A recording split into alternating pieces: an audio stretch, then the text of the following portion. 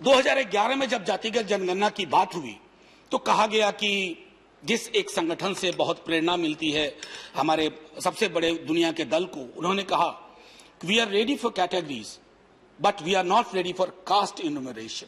Sir, इस mindset को बदलना होगा। जो मैंने शुरू में कहा कि जाति अगर नहीं जा रही है हमारे मुल्क से तो इसलिए कि हमारी रगों में, नसों में जातिगत सोच है सर, और वो सोच बदलनी होगी। वो सोच अगर हम नहीं सर बस 30 सेकंड और दे दीजिए, क्योंकि मैंने वादा किया था कि मैं क्यों जातिगत जनगणना की बात कर रहा हूं। और मैं आखिरी में सर, सिद्धलिंगैया हैं कन्नड़ पोएट, उनकी एक हिंदी में अनुदित कविता मैं छोटे में 1 मिनट में पढ़ दूंगा।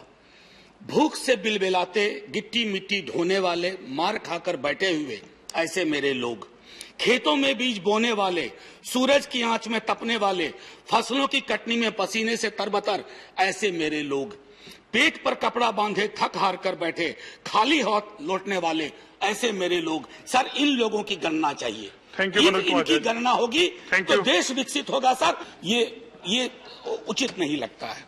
मान्यवर, मैं अपने वक्त की शुरुआत में आपका प्रोटेक्शन चाहते हुए एक छोटी सी चीज मैं अपने सारे साथियों के साथ शेयर करना चाहता हूं। ये हमारे सीनियर हैं स्वर्गीय डॉक्टर तुलसीराम, जिनकी 2 आत्मकथाएं मुर्दहिया और मणिकर्णिका, मैं समझता हूं कि सदन में ही नहीं बल्कि नीति निर्माता सबको पढ़नी चाहिए, क्योंकि बहुजन चिंता के लिए बहुजन चिंतन आवश्यक है। सर, उसमें होता है कि वो बच्चे हैं, बहुत तेज विद्यार्थी थे। स्कूल के हेडमास्टर साहब कहते हैं कि लड़का बहुत अच्छा है लेकिन हरिजन दलित है। बोले अच्छा, और कितने बच्चे पढ़ते हैं हरिजन दलित? वो खुद डिप्टी साहब उसी पृष्ठभूमि से आते हैं। उस बच्चे तुलसीराम को कहा गया था कि अपने घर से एक लोटा तथा एक थाली लाए और ये बात किसी को नहीं बताएं, क्योंकि दलित हैं और डिप्टी साहब भी दलित हैं।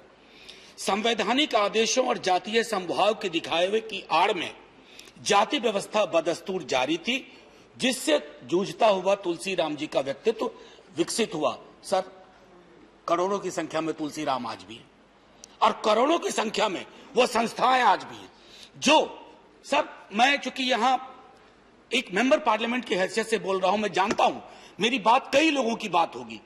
सर, जो संस्थाएं इस तरह के निर्णय देती हैं, जिन निर्णयों में विसंगतियां होती हैं, उनके अपने पूर्वाग्रह होते हैं। सर, वो खुद अपने पूर्वाग्रहों को निर्णय का चश्मा पहना करके हमारे समक्ष रखते हैं। सर, मैं जैसे कहा कि इस बिल के पक्ष में हूं, और सबसे बड़ी बात है कि हम जब इस बिल की चर्चा करें तो संभवतः मैं माननीय मंत्री महोदय जी आपकी तवज्जो चाहूंगा और आपसे आग्रह करूंगा कि क्लॉज 1 सब क्लॉज 2 इसको फौरी तौर पे अमेंड करिए, ताकि, और इसमें अगर आप कहते हैं कि it shall be in operation from 15 अगस्त 2018, मैं समझता हूं बीच की सारी विसंगतियां, एनॉमलीज वो खत्म हो जाएंगी और स्टेटमेंट ऑफ ऑब्जेक्टिव्स का जो 4था पैरा है उसकी कोई जरूरत आपको नहीं होगी। माननीय उपसभापति महोदय, मैं आपके माध्यम से एक बात कहूं कि 2011 में हमारे राष्ट्रीय अध्यक्ष लालू जी, मुलायम सिंह जी, शरद यादव जी और कई साथी कर्नाटका के, तमिलनाडु के जातीय जनगणना की बात हुई, इनकॉर्पोरेट किया गया। सर, इसी सदन में मैंने कई दफा सवाल पूछे कि उन आंकड़ों का क्या हुआ, तो कहा गया कि आंकड़ा करप्ट हो गया। सर, करप्शन ढूंढना पड़ेगा आंकड़े में है या मानस में, क्योंकि मानस का करप्शन आंकड़ों के करप्शन में तब्दील हो जाता है। अब कहीं बात नहीं बनेगी। आपको जातीय जनगणना सुनिश्चित करने में क्यों कह रहा हूं, कल लोकसभा में जो लीड स्पीकर थी भाजपा की, उन्होंने आंकड़े मांग लिए।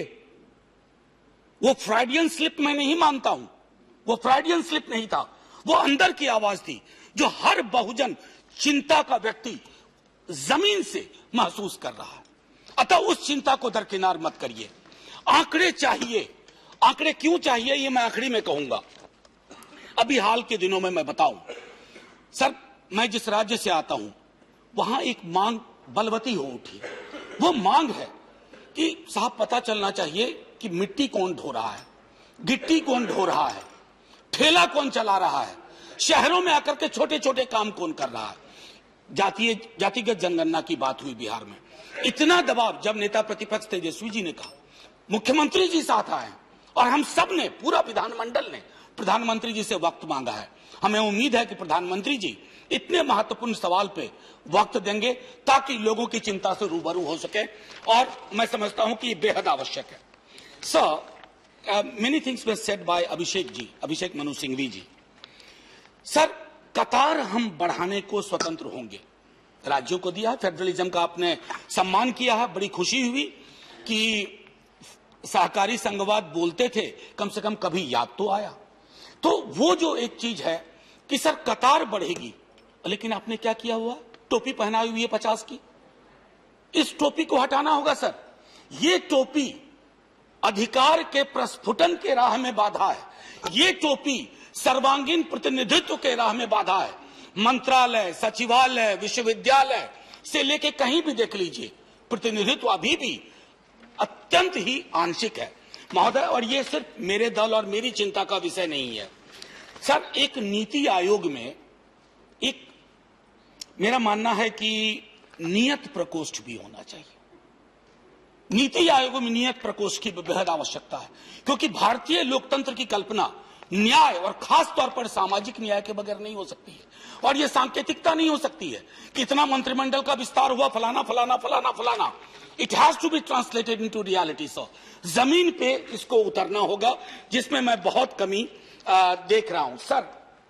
बस 30 सेकंड सर। 15 अगस्त आ रहा है, 4 दिन बाद। सर सुन लीजिए, 30 सेकंड सर, आग्रह है। 15 अगस्त आ रहा है, 3 दिन बाद, 4 दिन बाद सर। 15 अगस्त को झंडा फहरेगा, जन गण मन अधिनायक जय है सर। झंडोत्तोलन सिर्फ 15 अगस्त नहीं है, मूल्यांकन कि ये जन गण मन कौन है, इसकी पड़ताल नहीं होगी। धन्यवाद मनोज जी, तो सब बेमानी है। धन्यवाद, जय हिंद साहब। Next speaker doctor Narendra Yadav. Live Bihar YouTube पर सब्सक्राइब और फेसबुक पर लाइक जरूर करें।